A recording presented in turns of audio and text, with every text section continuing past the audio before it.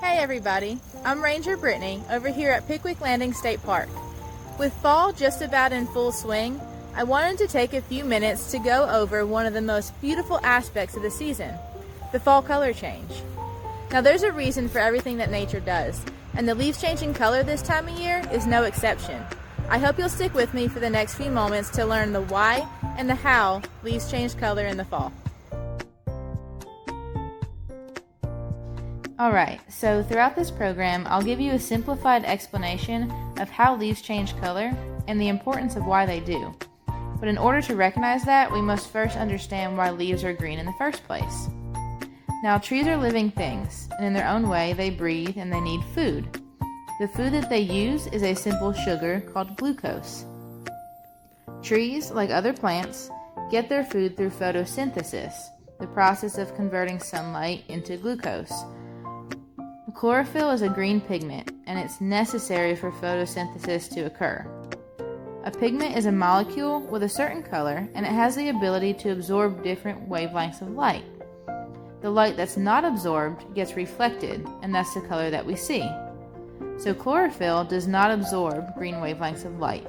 It reflects them, and that's why leaves appear green to us when they're full of chlorophyll.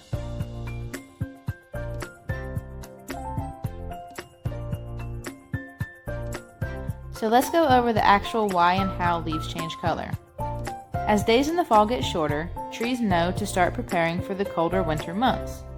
Their soft leaves would not survive the cold temperatures, so deciduous trees go through the process of moving their energy stores and preparing to drop their leaves. When this happens, chlorophyll production slows to a near halt, and the chlorophyll that's already in the leaf starts to degrade. So since there's not any chlorophyll being produced to replace, the colors from other compounds in the leaf begin to show. They're no longer being masked by the chlorophyll. And that's how we get changes in leaf color. So now you're seeing pictures of a few different leaves that I used to do a chromatography experiment, just to show that there are different colors present in the leaf and they're just masked by the chlorophyll. Now this is something that you can do at home. It's really simple and easy to do. Just use leaves from your own backyard. Now I use multiple different types of leaves, but just one set of leaves from a certain tree will give you the results. The first step that you do is you tear or cut up the leaf and you place them into glass jars. Next, you want to soak them in acetone, and you're going to let them soak for about a full day's worth of time. After that, you're going to cut a coffee filter into thin strips and place those into the solutions. After about 90 minutes, remove them and observe. So you can see here, the green is pretty evident, and that is the chlorophyll that you can see. But do you see any other colors? I know for sure I can see some yellow pretty distinctly. So that just goes to show that the other colors are in there, and they're just masked by the chlorophyll. Let's go over where the colors actually come from now. So your yellows and your oranges come from carotenoids. These absorb the greens and the blues that the chlorophyll doesn't, and it actually helps the leaf use as much light energy as possible to make food. Now these are always present in the leaf, but they're hidden by the more abundant chlorophyll. Remember, it's not until the chlorophyll production slows down that these colors start to show. To demonstrate this, I've got another example coming up. So to demonstrate how this all happens, I have this really simple little project here. This is something really fun that you can do with students or kids to help them really understand that the yellow is always there, it's just hidden by that green chlorophyll.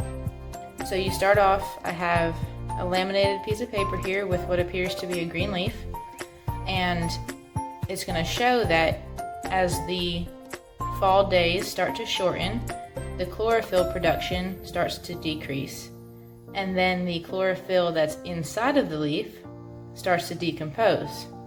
And as it starts to decompose, you can see that yellow starts to become present. And it'll decompose more and more. Eventually, you have your yellow leaf.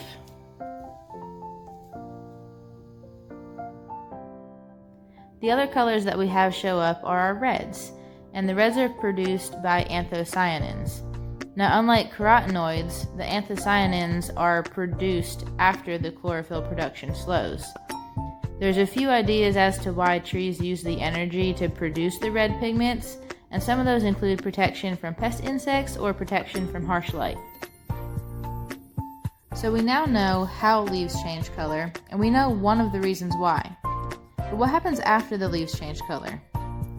Now, as fall progresses and turns to winter, you know that many trees completely lose these colorful leaves. The color change in a leaf is essentially the process of the leaf dying. This is necessary though, so that the leaf can safely fall without damaging the tree. Without this whole process, the tree could be left with an open or unprotected area, kind of like a cut on our skin, and that would leave way for pest or infection to harm the tree. Besides, we know that in the springtime, healthy trees produce beautiful new life. It really does seem as though nature has a plan for everything. These leaves that die and fall off are far from wasted.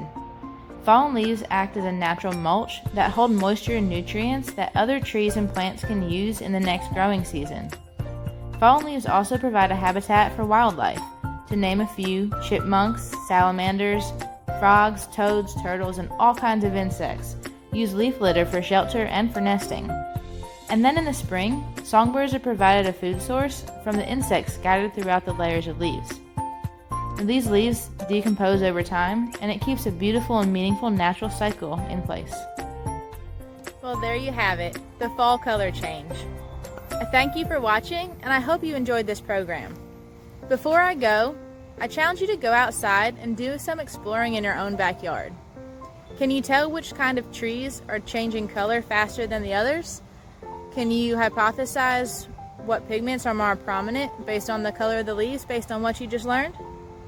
Something else I challenge you to do is maybe skip the rake in part of your yard this year.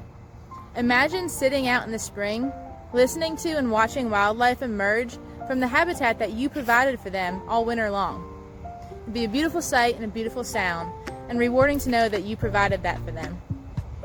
Again, thanks for watching, and I hope to see you at the park sometime soon.